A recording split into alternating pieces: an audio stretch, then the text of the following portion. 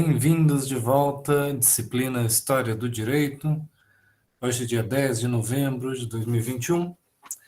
E na aula de hoje nós vamos continuar pensando sobre a formação do Estado brasileiro, sobre a formação da cultura jurídica brasileira, cultura jurídica nacional, das formas de se pensar o direito que vão se construindo no Brasil no século XIX e, de certa forma, a gente vai destacar também hoje as continuidades, né, dessas raízes do Brasil, né, do século XIX, que vão ter as suas consequências, ter a sua influência no século XX e, em alguns aspectos, até hoje. Tá? Então, nós vamos continuar nessa discussão que nós já tivemos na aula passada sobre as principais características da formação do Brasil, de acordo com aqueles critérios, os tipos ideais, primeiro que a gente utilizou sobre antigo regime, liberalismo. Agora a gente vai falar um pouco sobre as continuidades e algumas rupturas dentro da história do direito brasileiro. Tá?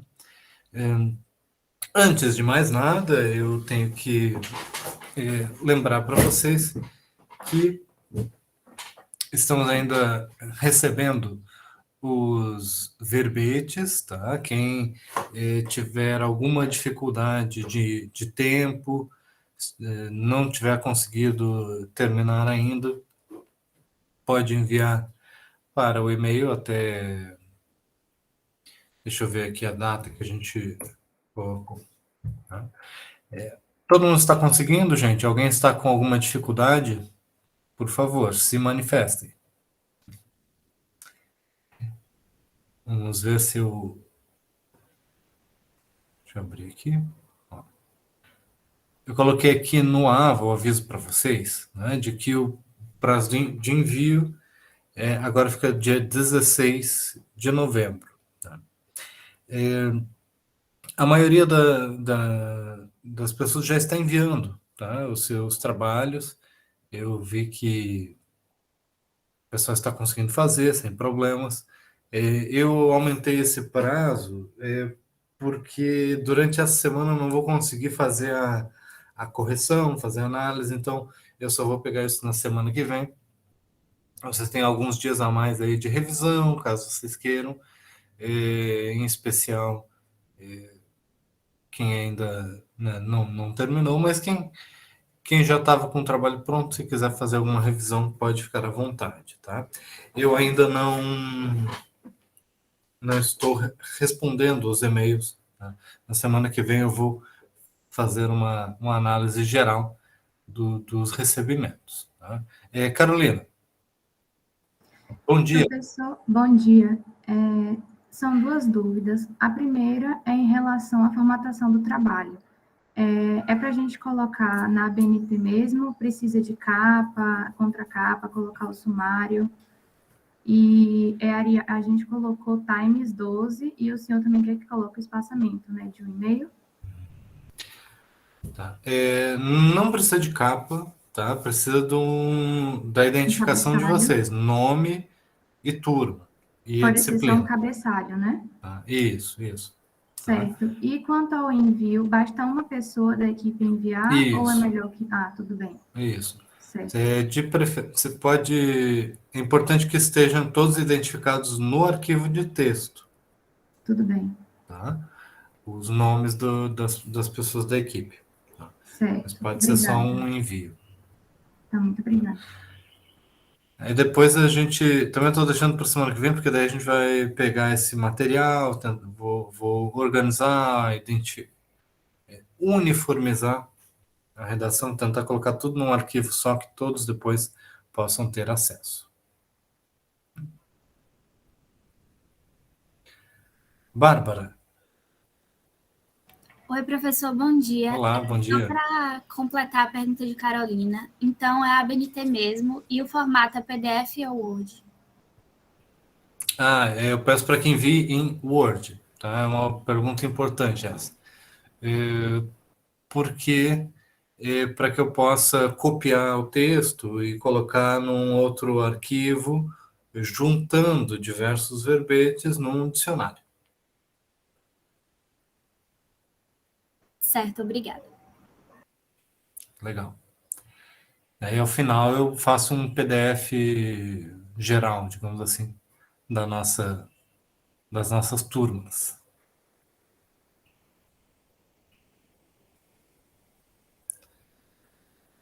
Muito bem, muito bem. Então tá bom. Estou organizando aqui meu materialzinho de aula. Muito bem, gente. Vamos retomar aquilo que ficou mais marcante, digamos assim, né? Na nossa aula anterior. Quando a gente fala sobre a formação do Brasil, tá? Desde a sua independência até o final do século XIX, tentando analisar todo esse período, no século XIX a gente vê o Brasil em diversas situações distintas. A gente, no início do século XIX, tem o Brasil como uma colônia do Império Português.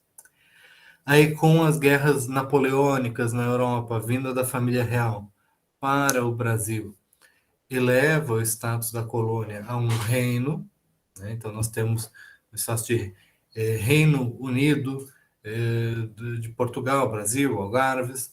Então nós temos ali a ideia de que o Brasil se torna um estado nos moldes modernos, pelo menos na sua identidade legal. Então existe aí um fortalecimento de uma certa identidade brasileira com esse evento, né, que é um momento peculiar, porque a identidade nacional ela começa a se formar com o movimento da família real portuguesa. E como reação a o quê? As guerras napoleônicas que estão no contexto como etapa, digamos assim, como consequência do movimento da Revolução Francesa. Então, no final do século XVIII, eu estou fazendo passos anteriores, né? O final do século XVIII é um período intenso de revoluções. Nós temos a Revolução Americana, que rompe os laços dos colonos da América do Norte, das 13 colônias, né, britânicas, com o Império Britânico formando uma república federada. Nós temos a Revolução Francesa, né, que toca não só a França, mas diversos países da Europa, mas também das Américas, né, porque com a Revolução Francesa ocorre também a Revolução Haitiana, né, o Haiti vai ser esse país caribenho, latino-americano, que consegue se desvencilhar consegue fazer a sua Revolução Nacional de Independência, que é também, né, e principalmente, uma revolução negra, podemos dizer assim, né, uma revolução que está associada à libertação dos escravos, né, mas não uma libertação nesse sentido da abolição legal, mas da própria libertação pela revolução. E isso é extremamente impactante para os países europeus, mas também, principalmente, para o Brasil, para outros países da América Latina. Tá? A possibilidade não só de uma revolução derrubar instituições antigas, aquelas do chamado antigo regime, que a gente vinha falando antes na última aula, mas também de a revolução ser um meio de libertação dos escravos com a agência dos próprios sujeitos que estavam escravizados. Então, os escravos, escravizados, os libertos, eles foram os agentes, digamos assim, da Revolução Haitiana, em grande parte. E lá na Revolução Francesa e as guerras napoleônicas, elas afetam também a Espanha e Portugal, pelas invasões do exército francês. Então, a Espanha, lá invadida, gera também, de certa forma, acelera o processo de independência, né, das colônias espanholas na América. Então, nós temos Simão Bolívar, nós temos diversos, digamos assim, líderes, guerreiros, revolucionários, né, que vão estar no processo de fundação das diversas repúblicas hispânicas da América Latina, né, do Chile, Argentina, ao México. Então, nós temos aí uma sequência de processos revolucionários, processos marcados pelo rompimento violento da ordem socialmente estabelecida ao longo de vários séculos. Então, nós temos um período de estabilidade, primeiro das relações, de fortalecimento dos laços coloniais, e aí, de repente, todos aqueles séculos de colonialismo europeu, de exploração de um sistema, o sistema se rompe violentamente. No caso brasileiro, é algo peculiar porque os portugueses estão reagindo a tudo isso. Tá? Então, diferente dos franceses, dos espanhóis, que de certa forma se veem imediatamente inseridos nesse conflito violento, os portugueses eles reagem de forma distinta, né, de forma peculiar a esses processos revolucionários. A própria família real vai para as Américas, tá, para o Brasil, e tenta a todo custo manter, né, essa integridade, né, da dinastia, né, da coroa portuguesa, e nos seus vínculos com o Império, né, com colônias, com outros lugares do mundo, né, como a Goa na Índia, Macau na China, Moçambique, Cabo Verde, Angola. E diferentes de outros países, Portugal tenta, de certa forma, os portugueses tentam integrar esses territórios, como se eles pudessem vir a fazer parte um Reino Unido mesmo, de vários estados participando do mesmo ente político. Na visão portuguesa, a coisa seria semelhante à relação entre Inglaterra e Escócia, são dois reinos separados, mas que são unificados, né? E depois, no século XIX, a gente vê também o exemplo do Império Austro-Húngaro, dois reinos também que estão unidos, como uma forma de governo complexo, tá? De diferentes países, mas no mesmo sistema. Isso foi o que os portugueses, de certa forma, queriam fazer. Só que a própria vinda da família real vai dar início a esse processo que vai formar uma burocracia estatal, né, no Brasil, vai formar algumas instituições importantes, né, vai reformar a cidade do Rio de Janeiro, torná-la uma capital. De certa forma, tirando um pouco do papel de Salvador como uma cidade assim de papel central, né, nesse vasto continente, puxando um pouco os recursos para a formação do Rio de Janeiro como a capital do país. Tá? E a gente vai ter ali um processo de independência, mas que é também visto como um processo de continuidade. Quer dizer, sem violência, digamos assim, entre aspas, né?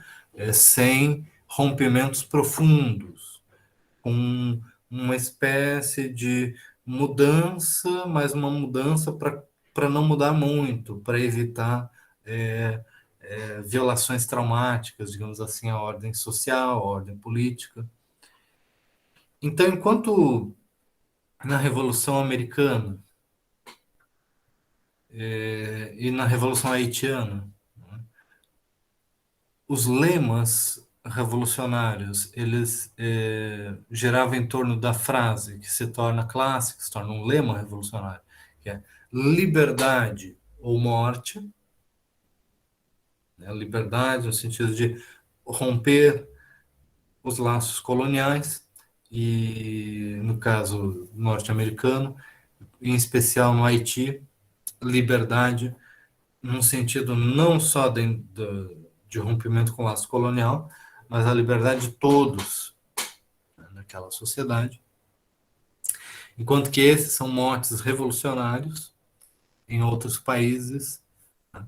No Brasil, ocorrerá o que? O lema será independência ou morte. Então, independência é um lema que é independência de quem? Do Estado, né? Brasileiro, do sistema político. Então, o processo de independência ele já está voltado, preocupado desde o início, com a preservação de uma certa estrutura, né, institucional, e nessa estrutura há espaço para a continuidade da dinastia portuguesa, né, do imperador, da monarquia, de um conjunto de privilégios, da nobreza, a continuidade de um sistema que não vai ser mais de exploração colonial, voltado ao modelo colônia e metrópole, tá? Porque nós não temos mais aquela relação de colônia e metrópole. Mas vejam, a relação de exploração colonial, de colônia e metrópole, fazia o quê? Que na colônia as atividades econômicas, a estrutura social se desse para a exploração agrícola do trabalho escravocrata, né, do trabalho escravizado, se desse pelo reforço das desigualdades na ocupação da terra, na exploração de monoculturas para a exportação, tudo isso indo para a metrópole, e da metrópole vindo produtos beneficiados, né, manufaturados, de valor agregado. E esse sistema colonial, ele gerava o quê? Concentração de riqueza numa pequena elite colonial e transferência de recursos, né, e acumulação de capital, né, na Europa em comparação às colônias. A independência política do país, ela vai romper a relação colônia e metrópole. Então agora o Estado brasileiro é um Estado independente. Mas observem o sistema econômico, observem a desigualdade, né, na estrutura social, observem um modelo agroexportador. Vocês veem aí mais continuidade ou mais mudança com esse processo de independência?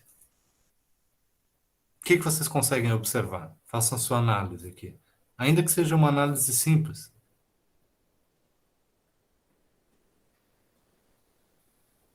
Gabriel, Bárbara, Carolina.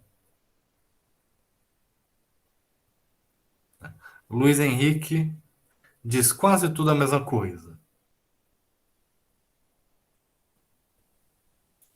O que continua a mesma coisa, Luiz? Se você puder, use o microfone rapidamente, só para a gente ouvir vozes diferentes aqui na sala de aula.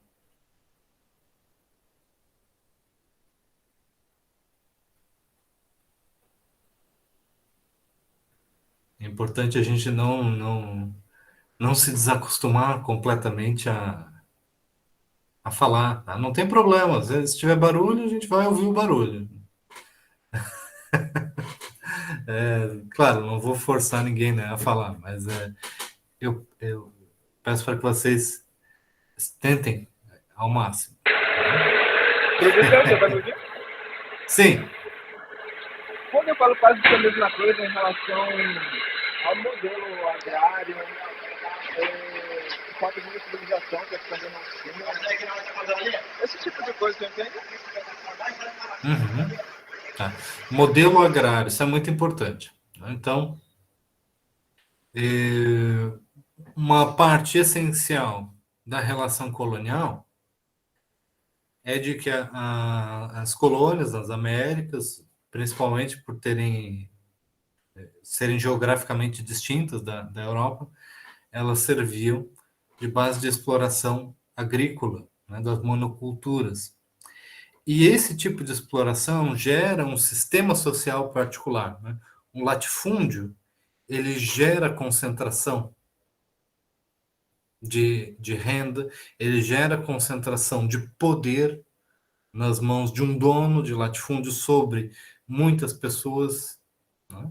Ele gera um sistema instável economicamente, do ponto de vista do crédito, do ponto de vista do fato de que o dono do latifúndio ele quer comprar bens de luxo que vêm de fora, são importados, então ele faz uma dívida em moeda estrangeira, ele depende de exportar esses produtos para, de certa forma, equilibrar as contas, frequentemente ele acaba se endividando, né?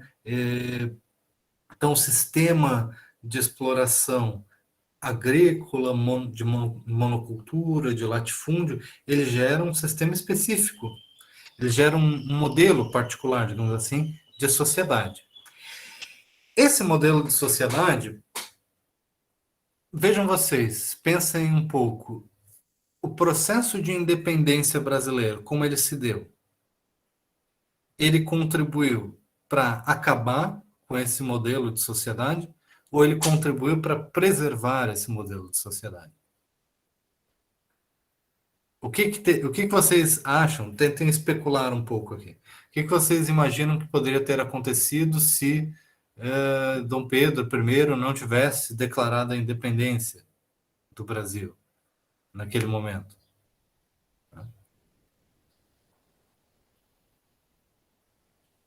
Gabriel. Bom dia, professor. Eu acho que eu concordo muito com o que o Luiz falou, que, na verdade, as grandes mudanças que vieram da independência foram formais. Foram algumas mudanças de instituição, mas a verdade é que, se você olha o período imediatamente posterior, não aconteceu nada de muito diferente do que teria acontecido se Dom João tivesse morrido e Dom Pedro tivesse sucedido como rei de Portugal. Acho que uma diferença significante foi que o dinheiro, digamos assim, o capital, ele deixou de ser... Portugal deixou de ter aquele controle direto. Mas por meio das dívidas que foram contraídas para financiar a independência também, o capital se mudou de mãos, continuou saindo do país. O capital brasileiro tem uma história, tem uma tradição de acabar saindo do país. Então, de um ponto de vista assim das nossas dinâmicas econômicas e políticas sociais, eu acho que não houve uma grande mudança. Eu acho que no universo paralelo as coisas não teriam sido muito diferentes se o processo colonial tivesse continuado por mais 50 anos. Especialmente, e isso se deve especialmente à relativa, vou usar aqui muitas aspas, suavidade do processo de independência. Não houve nenhuma ruptura abrupta em comparação ao que, por exemplo, no Haiti, em outros países sul-americanos e também nos Estados Unidos. Eu acredito que essa falta daquela quebra de paradigma mesmo, de você substituir aquela elite colonial, embora os pais fundadores dos Estados Unidos tivessem muitos laços com a Inglaterra, tinham algumas visões diferentes, especialmente aqueles que faziam parte de grupos minoritários, daqueles, por exemplo, os puritanos que foram expulsos. Existia uma diferença de visão de mundo, e eu acredito que no Brasil não, foi uma continuidade. Foi um processo assim de herança. Houve uma briguinha, né, entre os filhos, vamos dizer assim, mas no final das contas foi resolvido de uma forma muito menos conflituosa do que em outras ocasiões. Agora, você trouxe uma ideia interessante, de que as coisas não teriam mudado muito se tivesse continuado a relação colonial, no sentido da exploração econômica e tudo mais.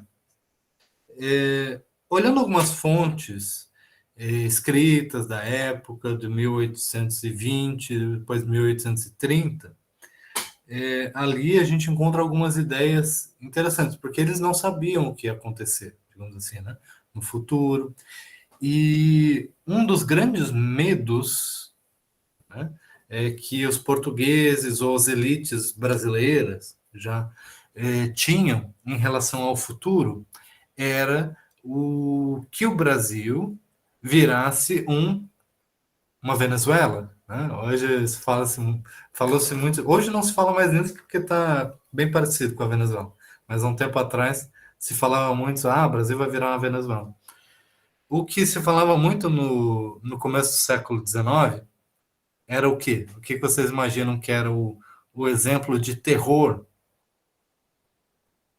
Eu acredito que ou as outras republiquetas, né, que nos circundavam, ou então principalmente o Haiti, por conta do racismo. O Haiti era assim o grande terror, né, das elites brasileiras. Que assim, se não houver a manutenção e a preservação da ordem, não haverá progresso. Se não houver a manutenção da ordem, o que pode acontecer?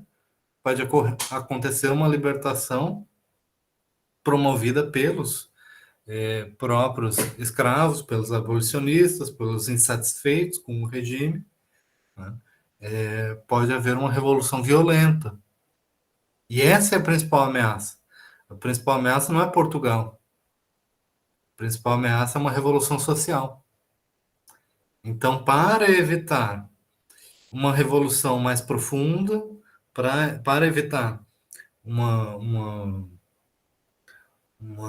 realinhamento, digamos assim, da ordem social, então é importante a manutenção de um conjunto de instituições que garantam estabilidade social.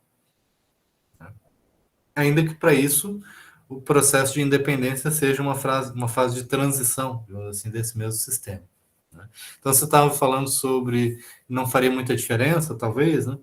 E aí, olhando para essas fontes, essas fontes nos fazem pensar o seguinte: será que Portugal conseguiria manter, né, o Brasil como colônia por mais 50 anos? Né? O que aconteceria se as mesmas coisas que ocorreram na década de 1830 ocorressem no Brasil, mas diante de um sistema colonial? Quer dizer, o que ocorre na década de 1830? Uma espécie de guerra civil generalizada no Brasil. Tá? A revolução no sul, no norte, no nordeste, né? No sudeste, em várias províncias ocorre, né, cabanagem, sabinada, Revolução Farroupilha, né, Confederação do Equador. Diversos processos que são processos revolucionários. Né?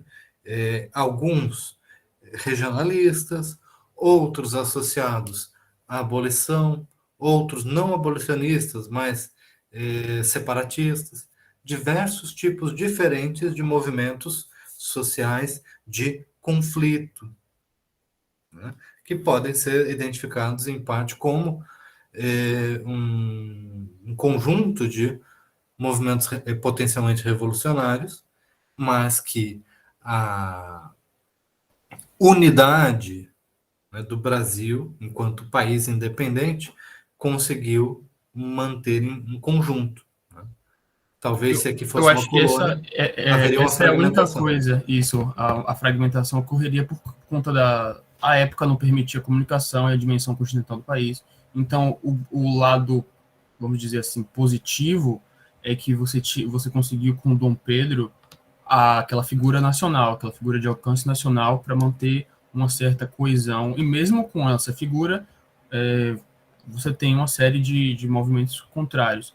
Então, talvez sim, essa seria. Mas poderia ser, vamos dizer assim, positivo, entre aspas, né? Porque a gente já está entrando para a história alternativa e vai que se a gente tivesse se fragmentado em várias repúblicas, pode ser que uma ou duas teriam se sucedido muito melhor como país do que o Brasil de hoje. Então é claro que a gente vai usar aqui um pouco de experimentos mentais para pensar aquela época, né? Não tanto para imaginar o que poderia ter ocorrido, né? Mas só para a gente exercitar um pouco quais são os conceitos que a gente consegue identificar ali, né? Daqui a pouco a gente volta nesse tema. João Pedro. Oi, professor, bom dia. Bom dia. Sobre o que o senhor falou da impossibilidade de continuar mantendo uma colônia, me veio o seguinte conceito: eles preferiram uma independência guiada por eles do que uma independência guiada por revoluções. Isso acalmaria e permitiria que tanto o local geopolítico no presente quanto o local geopolítico no futuro pertencessem, pelo menos parcialmente, a eles. Foi uma decisão assim bem inteligente e com as justificativas bem aparadas, né? Tanto por uma certa instabilidade social interna, quanto por ameaças externas desde as épocas napoleônicas, né? Bem confusas. Então veja, o processo de independência, o processo de formação do Estado brasileiro, ele se dá em conjunto com o processo de formação de elites nacionais, elites não mais portuguesas, né? Então, enquanto havia antes uma circularidade maior entre as famílias em posições de poder importante no Brasil e em Portugal, a independência vai nacionalizar as elites rurais, né, as elites que controlam grandes latifúndios, cargos de poder nos governos das províncias e na capital, né? Então, nós temos aí o processo de independência trazendo a formação de elites nacionais. Eu estou usando o plural porque é difícil identificar uma única camada de pessoas, um único grupo, assim, que forma uma espécie de unidade ou identidade nacional, porque o Brasil é muito marcado pelas suas distinções regionais. As suas diferentes províncias tinham características bem diversas entre si. O que havia em comum a todas as províncias? Existia um sistema escravocrata. Havia um sistema em que as pessoas eram trazidas da África, né, para terem seu trabalho explorado num regime de violência, num regime de coerção, num sistema legal muito específico, né, que gera um conjunto de relações sociais que, como eu falei, né, sempre trazem consigo a tensão da possível revolução, do rompimento violento da ordem. Porque aqueles que têm escravos, por mais que eles acreditem que tem as leis que regulam a escravidão e tudo mais, eles sabem que a manutenção da escravidão é algo que é perigoso, digamos assim, né, para todas as pessoas. Então, exige uma especial atenção na manutenção da ordem social. Então, muitos historiadores analisam a independência do Brasil e analisam a manutenção da unidade do país, tá? Diferente das repúblicas da América Latina, a unidade brasileira muitas vezes é colocada como uma forma de manter um regime escravocrata, de manter um sistema, uma organização social que todas essas regiões tinham em comum. Então, o Pará é muito diferente do Rio Grande do Sul, que é muito diferente do Rio Grande do Norte. Mas todas essas regiões em comum tinham esse mesmo elemento e, se uma das regiões se separasse, isso causaria uma instabilidade para todo o sistema. Porque as pessoas escravizadas no Brasil,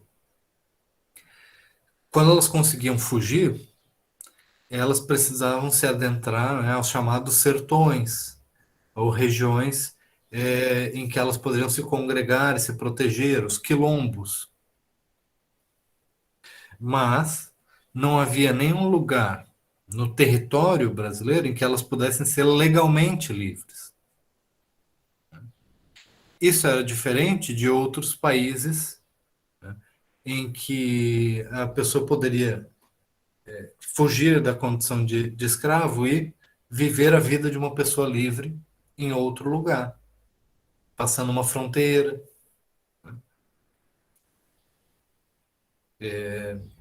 Na região sul do Brasil, isso até acontecia um pouco mais. A pessoa podia fugir para o Uruguai, por exemplo.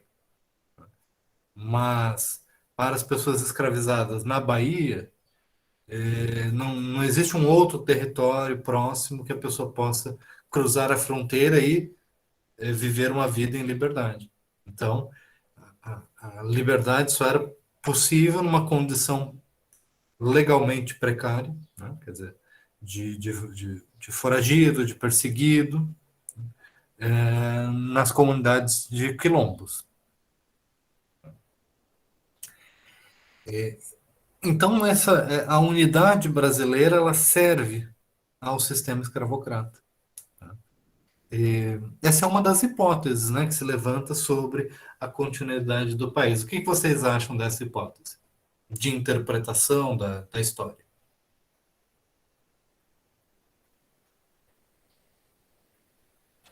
Será que o Brasil se manteve unificado para manter esse sistema de exploração?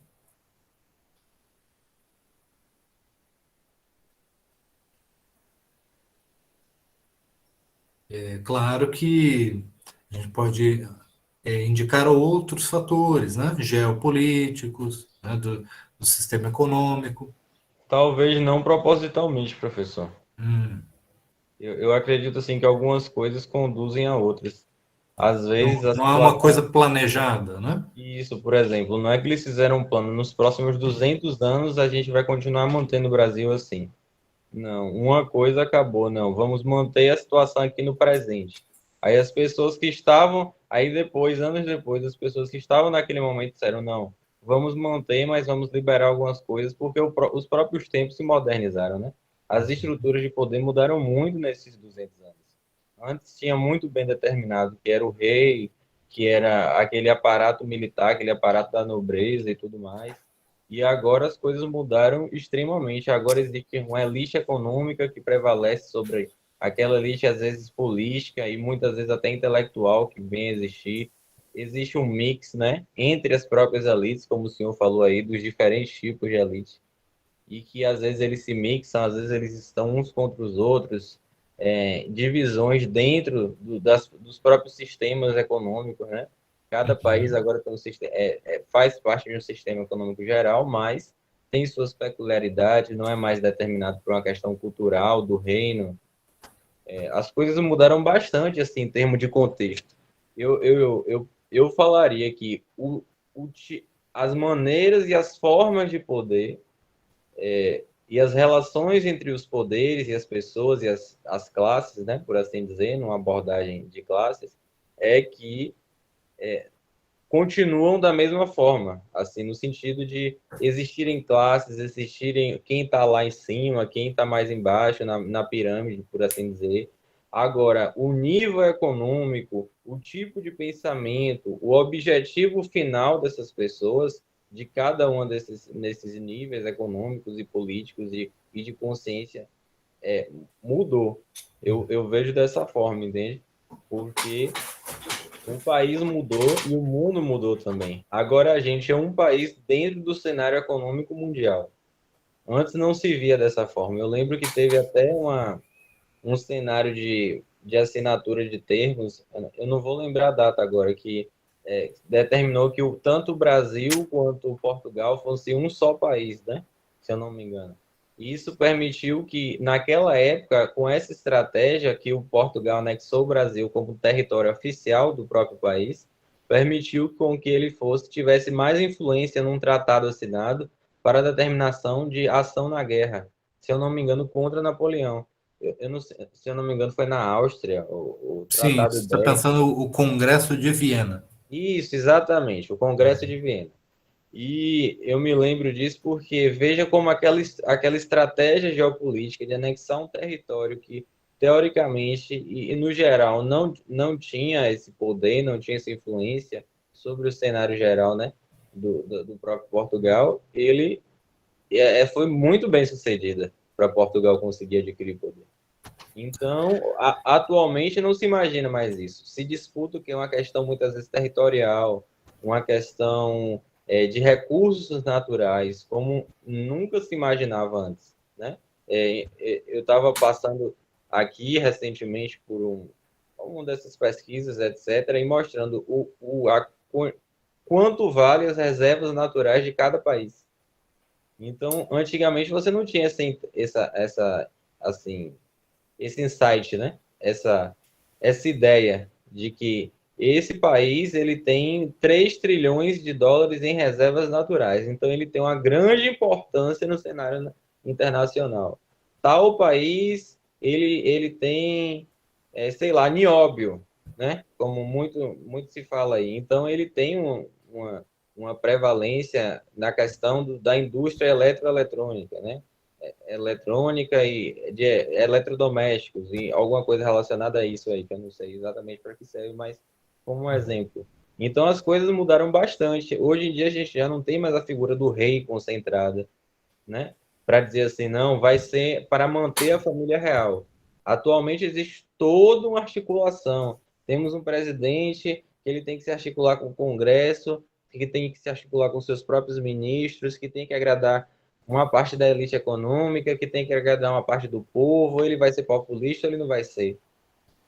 Né? Só no exemplo, não estou dando exemplo do nosso país, não, porque isso está acontecendo no mundo todo, né? Por assim dizer, assim, de certa forma, muitas discussões políticas, muitas discussões de existe essa democracia, onde existe democracia, onde não existe, onde ela está fragilizada, onde ela não está. Discussões assim impossíveis de serem feitas há anos atrás. Além de ter todo um contexto econômico, né? Tem empresas hoje que sozinhas valem mais do que tem mais dinheiro e mais capitalização do que vários países unidos. Então, teoricamente, um CEO hoje em dia tem mais poder do que um rei teria, porque ele tem um alcance internacional, tem uma empresa multinacional, transnacional, que pode explorar diversos recursos, né, com trabalho escravo ou não, né, infelizmente, por assim dizer, que ainda persiste em alguns lugares. Então, o cenário mudou de várias formas, mas eu não acho que foi planejado, não acho que foi proposital, por assim dizer. mas uma coisa leva a outra, assim, no sentido das pessoas continuam buscando poder e continuam buscando dominar. Então, as estruturas e as pessoas que ocupam as estruturas mudaram um pouco. Agora, a ordem Então, das... a sua perspectiva, ela gira em torno da ideia de complexidade, né? De Sim. que as relações elas são muito complexas e que os atores nessa teia de relações eles estão cada um ali defendendo os seus próprios interesses e cada um buscando lucro, manutenção da sua posição de poder. Cada um desses autores nessa teia complexa, eles geram um sistema, né? E esse sistema ele vai se perpetuando ou se transformando ou se adaptando a novas circunstâncias ao longo do tempo, mas não existe uma consciência por detrás da história, né? Não Exato. existe um plano, não existe um autor da história, alguém que vai Talvez até escrever. exista, assim, algum plano de longo prazo com, sei lá, longas linhagens, né? Assim, no sentido que não, existe há 100 anos uma empresa, uma linhagem, pessoas que desde as épocas imperiais levam e permanecem com suas fortunas aí, se adaptando. Mas mesmo essas pessoas tiveram que se adaptar às novas coisas. Eles, Então, sabe? no século XIX, o começo assim da formação universitária do estudo da história, por exemplo, né? Esse tipo de filosofia da história, de que a história ela tem um sentido, uma consciência por detrás, segue assim certos ideais, seja a liberdade guiando o povo, seja uma certa inteligência. Essa era a forma tradicional de se ver a história. Se você vê até nos nossos livros de história, às vezes tem um pouco disso. Assim, essa ideia de que existe um plano, um sentido maior, né?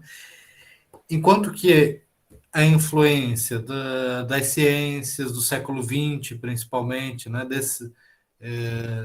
da parte técnica, da complexidade, da ideia de redes, né? A gente aqui que cresceu inserido na ideia da internet, né, de coisas conectadas de maneira complexa, a gente já tende a ver a história de maneira muito diferente de como se via há 100 ou 200 anos atrás, né? Então, é interessante essa forma de abordar, como você está fazendo, e até como forma de reagir àquilo que eu estava provocando, que é, vamos fazer uma hipótese de interpretação sobre o Brasil, né? A manutenção da unidade do país. E sempre existem diferentes interpretações, porque o acesso que nós temos ao passado, ele é limitado, né? A gente só tem do passado fontes históricas, resquícios, né? Memórias.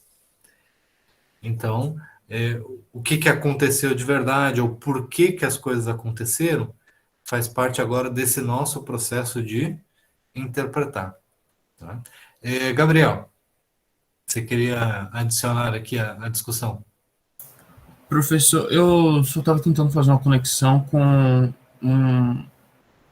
um ponto que o senhor trouxe numa outra aula, que o senhor falou algo nessas linhas de que o sistema econômico escravocrata e mercantilista, digamos assim, do Brasil, que persistiu durante muito tempo, ele não encorajava o detentor de capital a expandir os negócios da mesma forma que o capitalista americano, vamos dizer assim.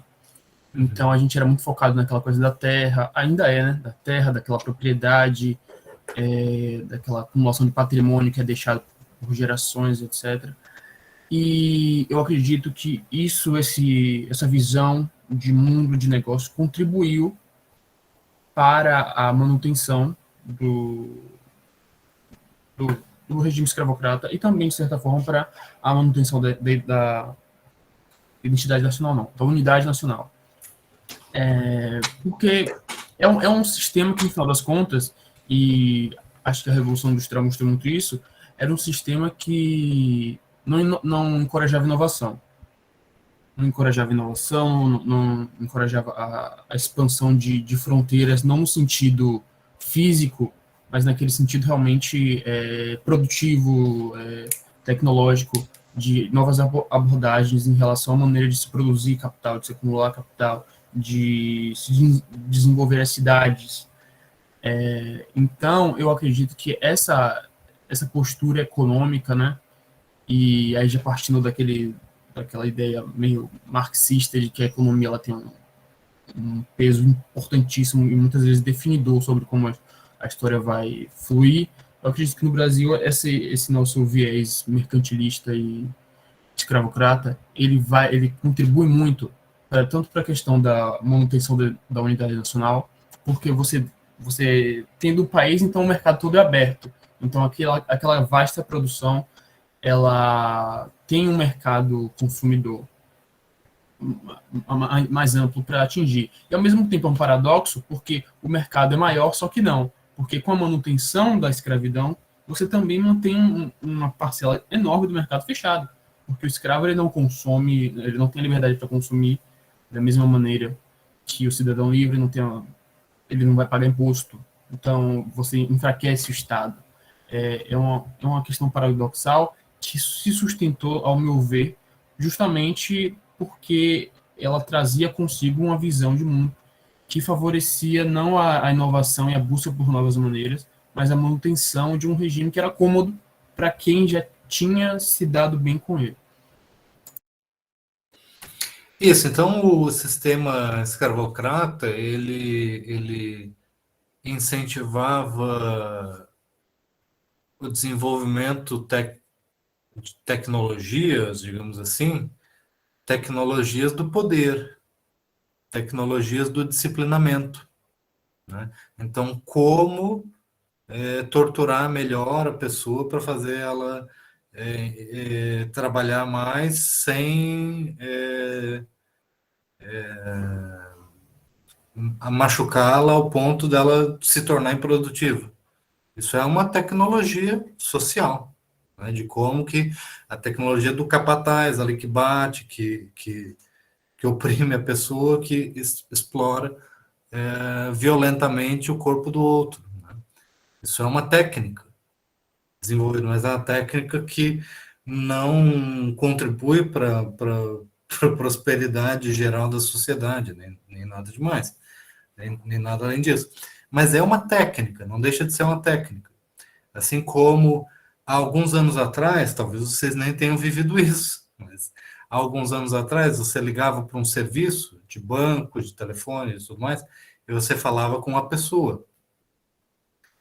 Hoje, para você falar com uma pessoa, você tem que passar por pelo menos uns 5, 10 minutos interagindo com um aparelho ali, com gravações, né? Isso é uma técnica de transferência de custos, né? A empresa agora não tem mais o custo de ficar te atendendo, você tem o custo de ficar perdendo o seu tempo para fazer o seu autoatendimento, né? Então, isso também é uma técnica, né, de acumulação de riqueza, ou de exploração dos recursos da empresa, mas é uma técnica que não contribui, digamos assim, para o benefício das pessoas envolvidas. Então, nem todo desenvolvimento tecnológico ele vai nos levar a uma melhoria na produção, ou uma melhoria no funcionamento da sociedade, porque muitas das técnicas desenvolvidas elas são unicamente voltadas para maior exploração, né? Exploração do trabalho, exploração dos corpos, para disciplina social, né? Como garantir, de certa forma, eles conseguiam manter um sistema violento por muito tempo, né? Isso a gente lê pelas fontes históricas, assim, como que com a redução do tráfico de escravos, os proprietários de escravos eles começam a explorar ainda mais os escravos, porque eles querem maior produtividade, né? E muitos hoje historiadores internacionais eles olham para o sistema de exploração colonial, as plantations, os latifúndios, as monoculturas, em que um um senhor de escravos, ele emprega capatazes, ele emprega um grupo pequeno de empregados pagos, né, para controlar essa massa de trabalhadores não assalariados, para tirar o máximo do trabalho deles. Muitos historiadores começam a olhar para esse sistema de técnicas de exploração do trabalho desenvolvidos nas colônias, desenvolvidos na agricultura, nas monoculturas, e eles veem que essas técnicas de exploração do trabalho, elas vão ser levadas para a Europa para serem aplicadas nas indústrias. Então, elas também contribuem para a formação de um capitalismo industrial. Porque nas fábricas, os trabalhadores vão estar também agora submetidos a um regime de trabalho altamente exploratório, de um alto grau de exploração, que não existia antes no regime feudal. Lembram do feudalismo?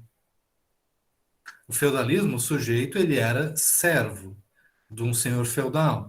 Ele tinha que trabalhar na terra.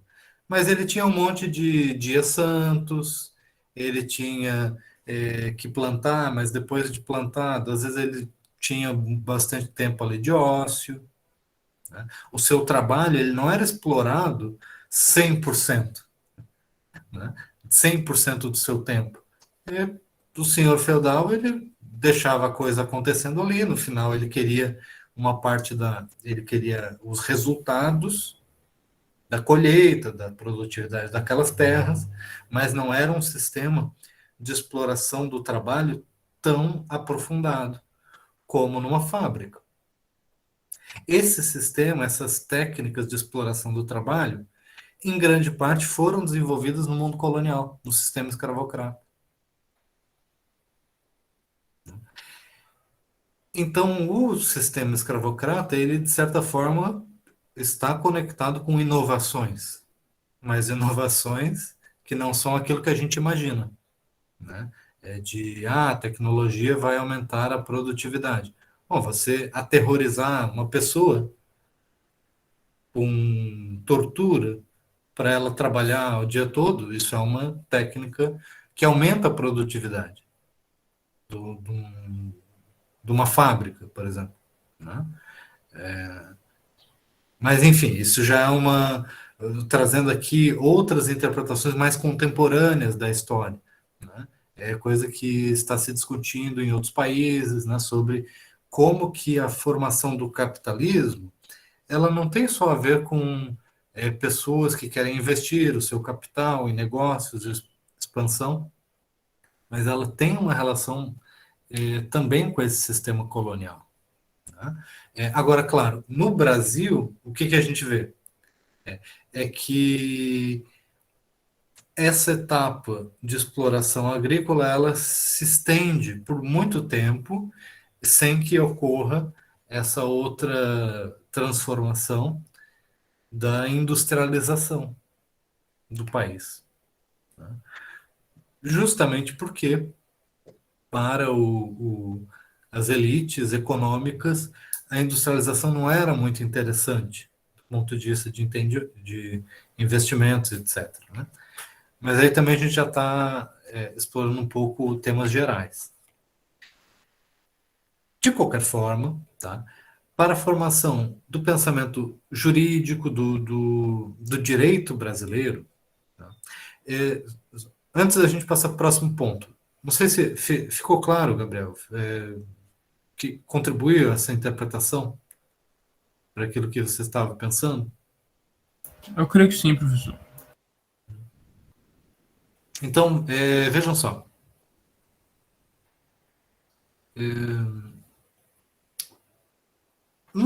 A partir do processo de independência do Brasil, né, nós temos como problemática constante no Brasil a questão do abolicionismo e do regime escravocrata.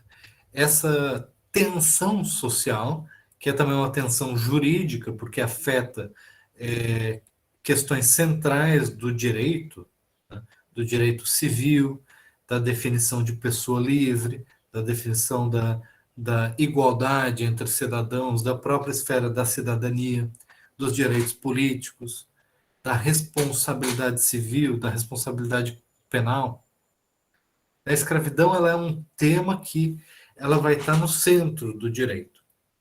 Ainda que, do ponto de vista doutrinário, ela seja colocada de lado, marginalizada esse tema. Tá?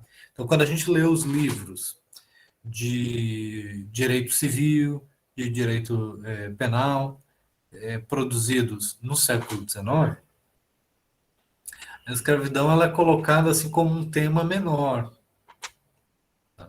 Enquanto que aquela conexão do direito civil com o direito romano, a tradição, os contratos, as definições dos conceitos, tem uma ênfase muito maior.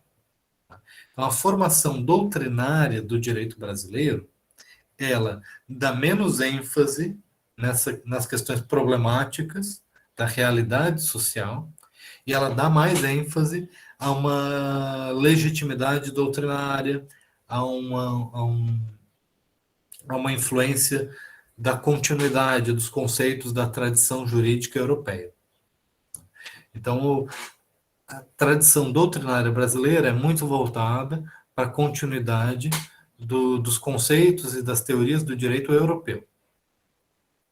Porque a formação do direito brasileiro é vista pelas elites sociais, que coincidem com as elites jurídicas, digamos assim, né, intelectuais. Existe um consenso de que o direito brasileiro ele vai ser um herdeiro dos sistemas de direito europeus, né? Em especial, herdeiro do direito romano e do direito português. Mas, de certa forma, existe também uma preocupação constante com a chamada modernização do direito. A modernização do direito brasileiro, ela está associada à sua nacionalização, quer dizer, o direito deixar de ser português e se tornar efetivamente brasileiro, tá? Porque ao longo do século XIX, muitas leis portuguesas ainda estavam em vigor, em especial as ordenações filipinas. Então, o direito brasileiro ele não era completamente brasileiro, ele ainda tinha boa parte da bagagem da legislação portuguesa.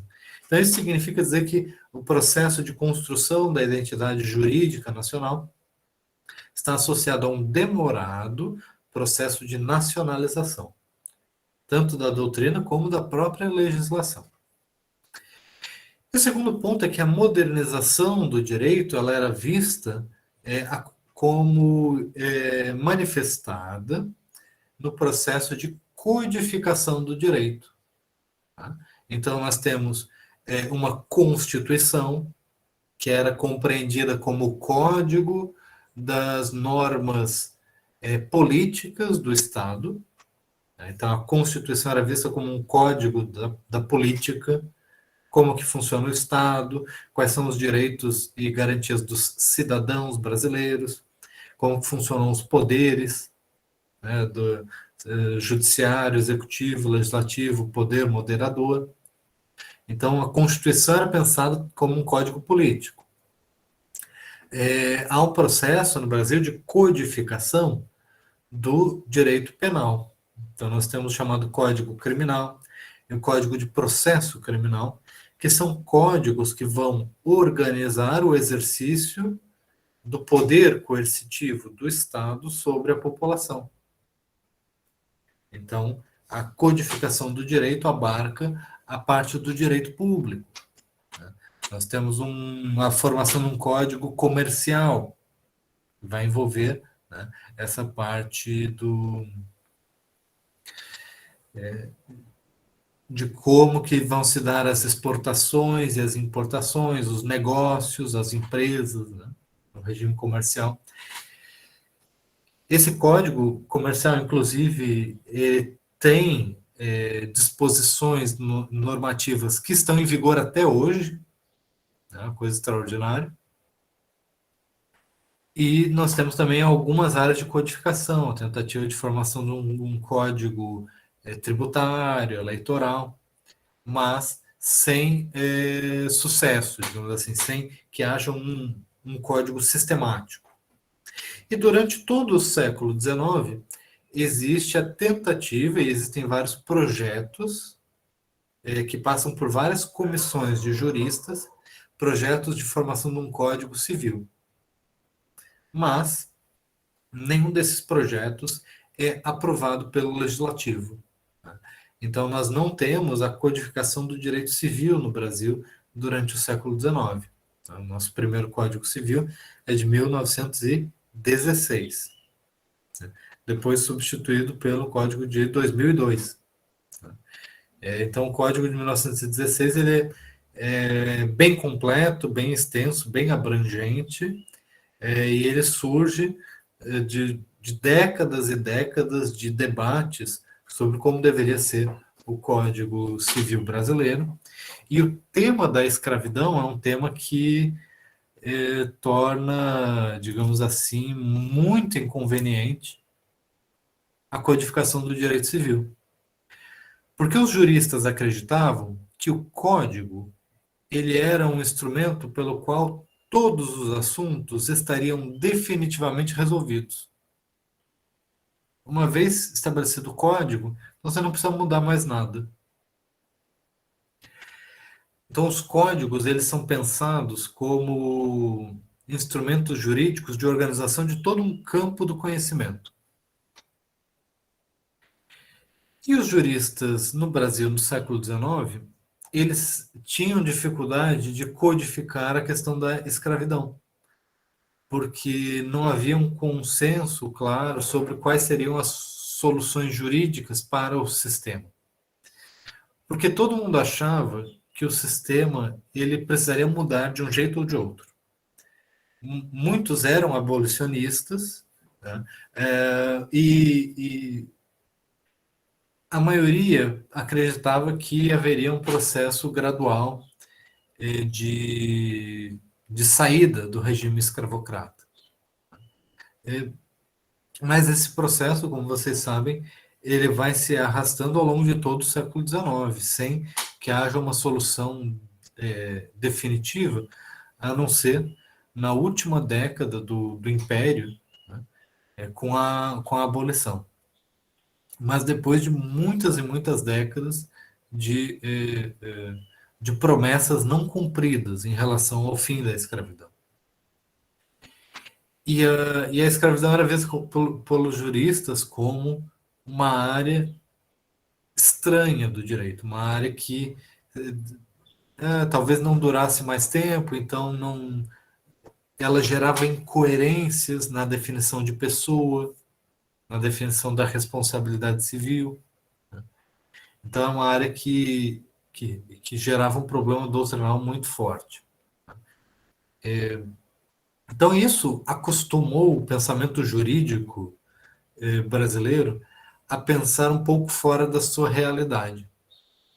Então, o que era ensinado nas universidades eram as doutrinas coerentes, as doutrinas dos conceitos jurídicos da tradição europeia, mesmo que esses conceitos não fossem compatíveis com a realidade social. Então, o direito, ele, por coexistir, né, ao longo do século XIX todo, com esse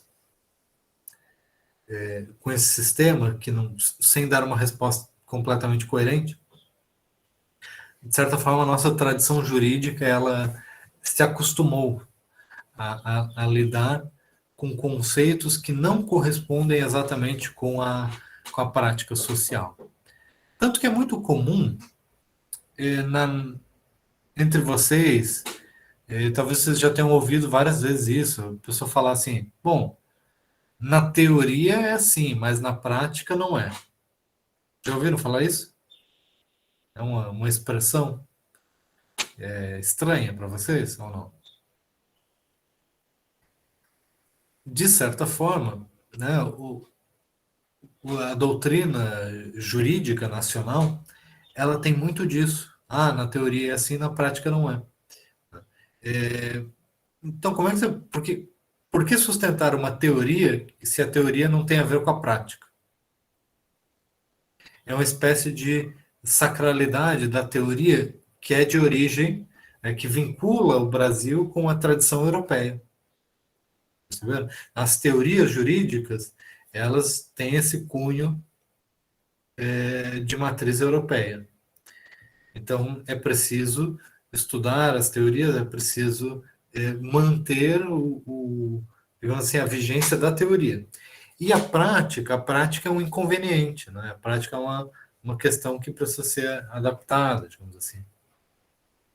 Enfim, é uma relação complexa, né? Marcada por essa ideia de colonialidade, né? De que os instrumentos intelectuais, eles muitas vezes não estão sendo utilizados de fato para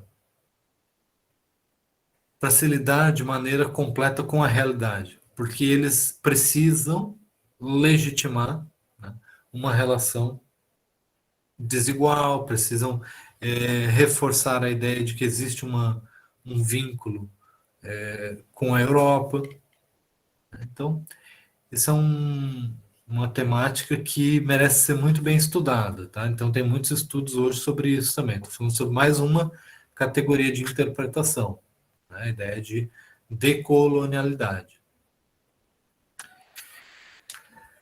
Além disso, nós temos uma continuidade muito grande, né, daquele modelo da casa. Tá? Eu coloquei um artigo para vocês no AVA, que é um texto muito importante sobre o que é o modelo jurídico da casa. Que a gente já falou sobre isso, né? De certa forma, nos conecta com uma memória antiga sobre o direito romano arcaico, aquele pater familias, né, aquela figura de autoridade e o domínio do proprietário sobre a casa, a ideia de que o Estado não intervém nas relações familiares, né? Então, nós temos uma tradição jurídica que até hoje, de certa forma, influencia o discurso do senso comum, né? Vocês já ouviram frases como: em briga de marido e mulher, ninguém mete a colher. Né? Ou vocês já ouviram pessoas falando que os pais que dão uns tapas nas crianças, de certa forma, isso não tem que, o Estado não pode se meter, né? Ou de que numa relação de a empregada doméstica faz parte da família, não é uma relação de trabalho tradicional, com carteira assinada. Então, essa ideia de que a esfera doméstica possui uma autonomia em relação ao direito estatal, né, é algo que é um resquício de uma grande tradição jurídica nacional, que é essa ideia da autonomia da esfera doméstica. Nós vemos muita dificuldade das reformas legislativas do século XXI, né, enfrentando exatamente esses pontos, né? Abuso infantil, violência doméstica, o trabalho doméstico, né? Todos esses elementos como sendo tratados tradicionalmente como uma esfera que o Estado não pode intervir. Por quê? Porque é da esfera da autonomia privada, né? Isso vem de uma sociedade, né, que é dominada por essas relações privadas de poder e de desigualdade, né? João.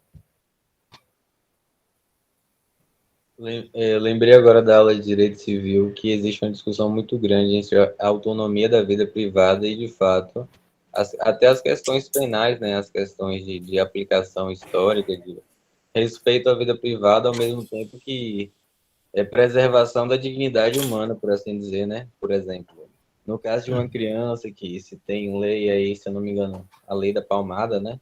Que não pode bater no filho e coisas do tipo assim, e preservando a dignidade daquela pessoa dentro de um cenário de vida privada, né? É a intervenção estatal sobre a determinação da vida privada com a função de preservar a dignidade individual de alguém dentro da vida privada. É interessante como as relações se constroem, né? Ao decorrer das questões das coisas.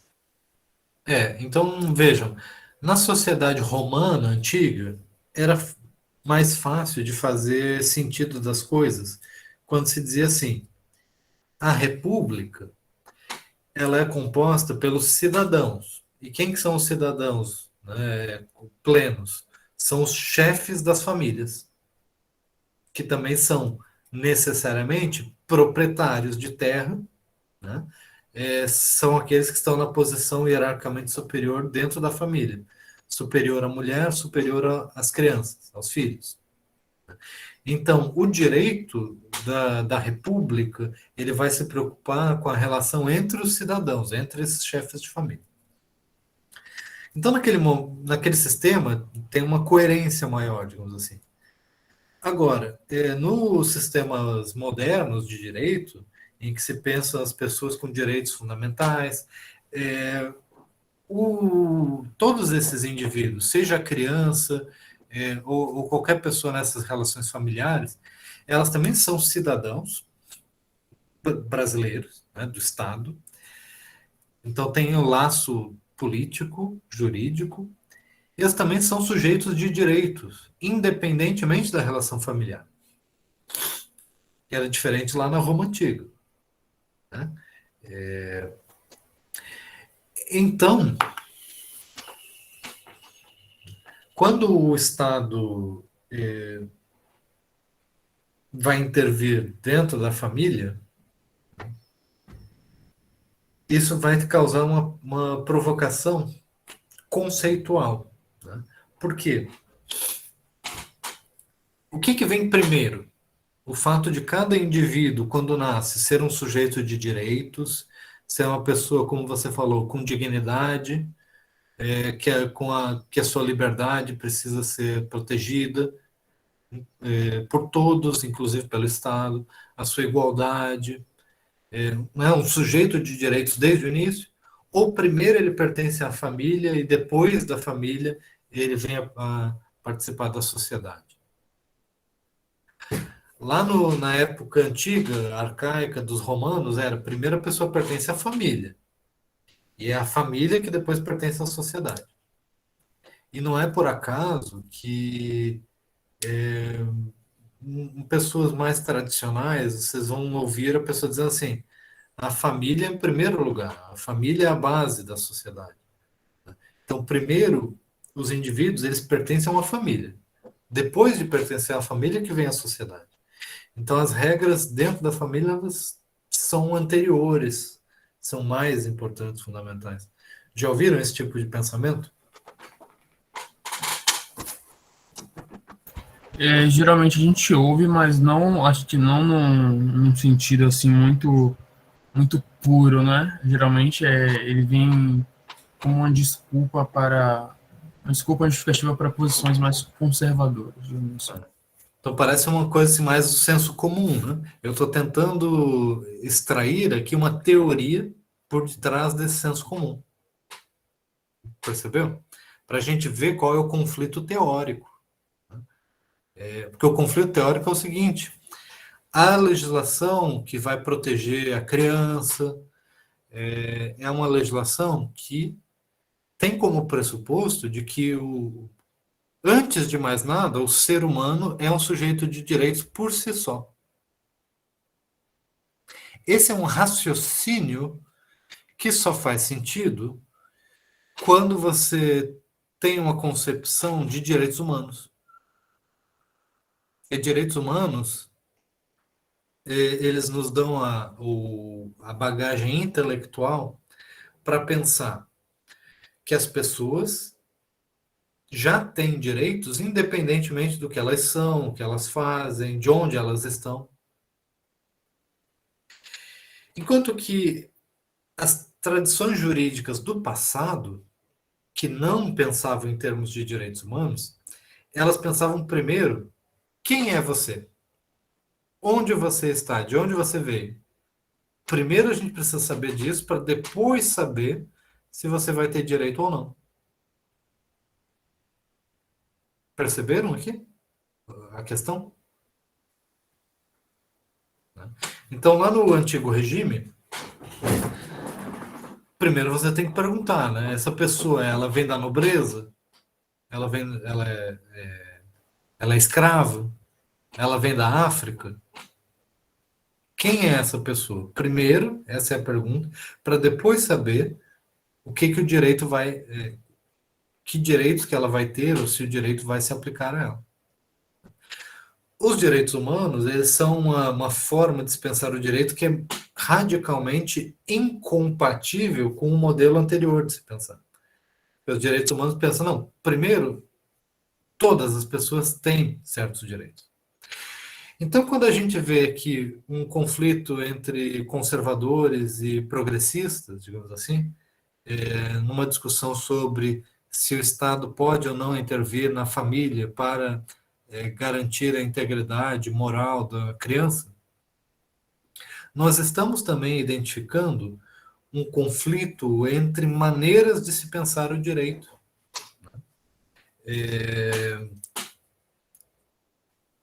Maneiras em que o pensamento jurídico se dá. E a gente precisa reconhecer que muitas vezes as pessoas pensam não na perspectiva moderna dos direitos humanos.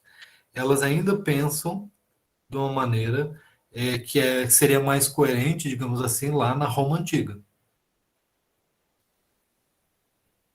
Faz sentido? Então a gente pode pegar um problema contemporâneo e historicizá-lo, digamos assim, nas formas de pensamento que estão por detrás desse problema, dessa questão.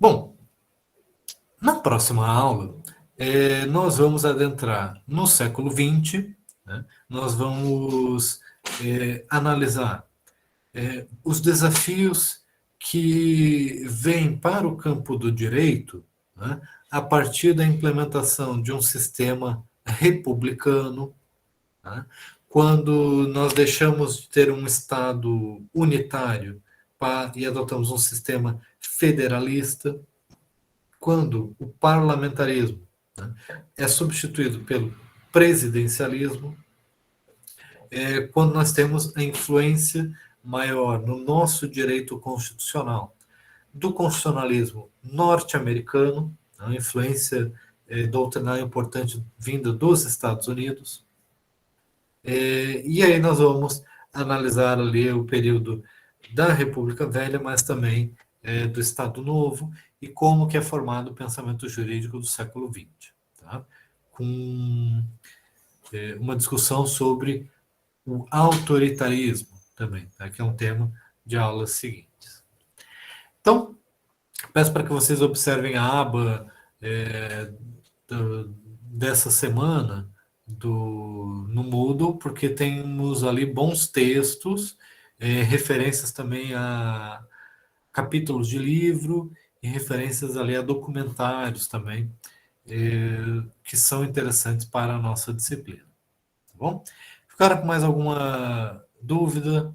Querem fazer algum comentário sobre os assuntos tratados na aula? Fiquem à vontade, tá? Então, espero que a gente possa nos ver na semana que vem. E até mais.